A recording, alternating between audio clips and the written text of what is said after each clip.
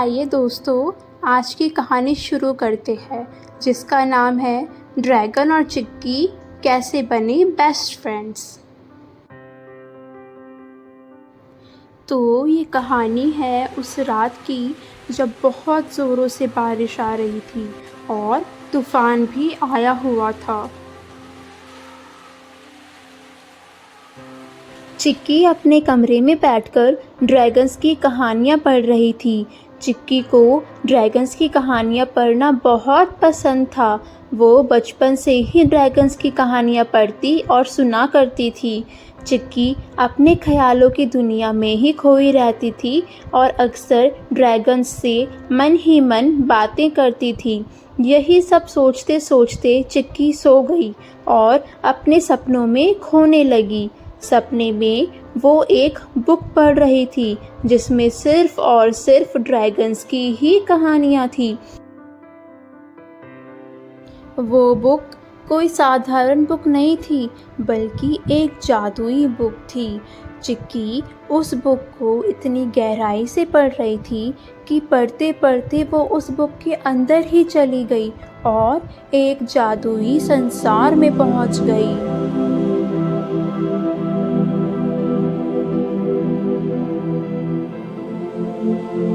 उस संसार में बहुत सारी तितलियां थीं, बहुत सारे खरगोश भी थे और ना जाने क्या क्या था। चिक्की उन सब को देखकर मानो बहुत ही ज़्यादा खुश हो गई थी और ऐसा लग रहा था जैसे आज उसके सारे सपने पूरे हो गए हों।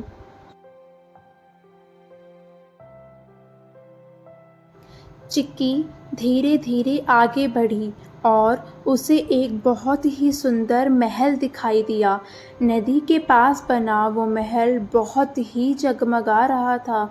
चिक्की दूर खड़े उस महल को देख रही थी कि अचानक उसमें से एक ड्रैगन बाहर निकल आया और उसके पास आकर खड़ा हो गया और उसने चिक्की से पूछा कि तुम कौन हो।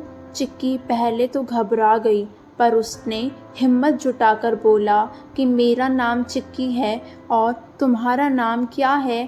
ड्रैगन ने बोला कि मेरा नाम विज़ी है और तुम यहाँ पर क्या कर रही हो।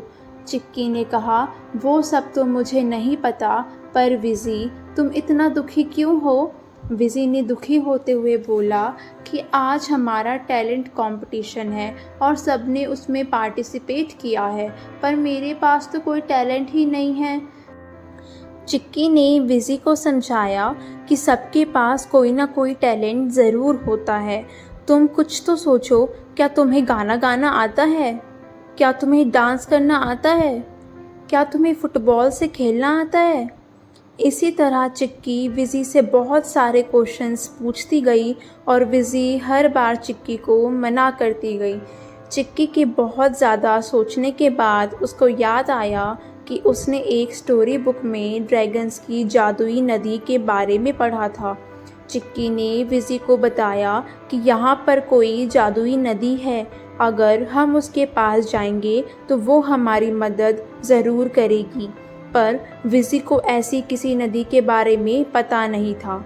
चिक्की और विज़ी दोनों ही उस नदी की तलाश में निकल गए और बहुत ढूंढने के बाद आखिर उन्होंने उस नदी को ढूंढ निकाला।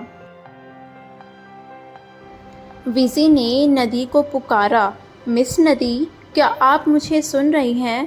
पर नदी से कोई आवाज़ नहीं आई।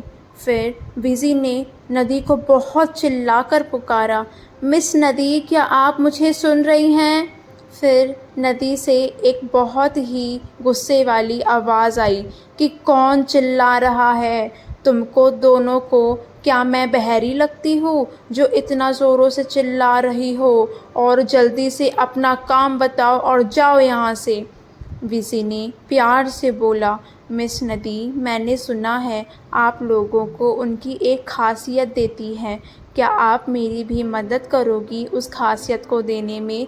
नदी ज़ोरों से चिल्लाकर बोली, तुम लोग सब मतलबी लोग हो, रोज़ कोई ना कोई आ जाता है अपनी खासियत मांगने, चले जाओ यहाँ से। विज़ी और चिक्की दोनों डर गए, पर चिक्की ने कहा, अगर आप विज़ी को कोई ख़ासियत दोगे तो आप जो बोलोगी हम दोनों वही करेंगे। नदी बोली, अच्छा तो ठीक है, जो मुझे हँसाकर दिखाएगा मैं उसको एक ख़ासियत दूँगी, क्योंकि मैं 200 सालों से हँसी नहीं हूँ।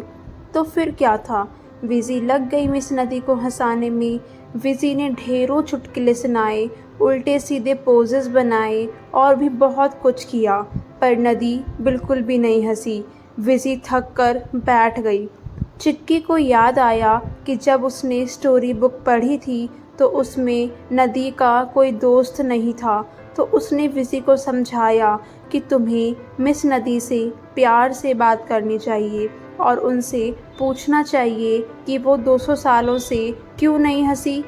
विज़ी ने ऐसा ही किया। उसने मिस नदी से यही क्वेश्चन पूछा। मिस नदी इमोशनल हो गई और ज़ोर-ज़ोर से रोने लगी। मिस नदी ने बोला कि लोग मेरी जादुई शक्ति से खासियत तो ले जाते हैं, पर मुझसे बात करना पसंद नहीं करते। मैं यहाँ पर 200 साल से हूँ और मेरा एक भी दोस्त नहीं है। कोई मुझसे बात नहीं करता, कोई मेरे साथ खेलता भी नहीं है। मैं बहुत अकेली हूँ यहाँ पर। ये सब सुनकर विज़ी और चिक्की दोनों ने मिस नदी को बोला कि हम दोनों आपके दोस्त बनेंगे और रोज़ आपके साथ खेलने आया करेंगे, पर आप परेशान मत हो। ऐसा सुन के मिस नदी बहुत खुश हो गई और ज़ोर-ज़ोर से हँसने लगी और बोली, अरे वाह! आज से मेरे भी दोस्त हैं और मेरे दोस्तों का नाम चिक्की और विज़ी है। मिस नदी ने कहा, बताओ विज़ी, तुम्हें क्या ख़ासियत चाहिए? आज तुमने मुझे इतने सालों बाद हँसाया है, अब तुम मेरी दोस्त हो। विज़ी ने मुस्कुराते हुए कहा, मिस नदी, मैं अपनी ख़ासियत जान चुकी हूँ। मेरी ख़ासियत यही है कि मैं सबकी मदद करती हूँ। थैंक यू मिस नदी, मुझे ये रियलाइज़ कराने के लिए। इतना कहकर चिक्की और विज़ी दोनों वहाँ से चले गए। विज़ी टैलेंट कंपटीशन में अपने दोस्तों की मदद करती है और सब खुश हो जाते हैं।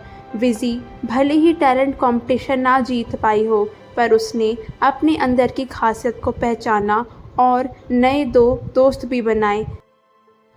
इसके बाद चिक्की के कमरे का दरवाज़ा ज़ोरों से खटखटाता है और वहाँ से आवाज़ आती है, चिक्की उठ जाओ वरना स्कूल के लिए तुम्हें लेट हो जाएगा।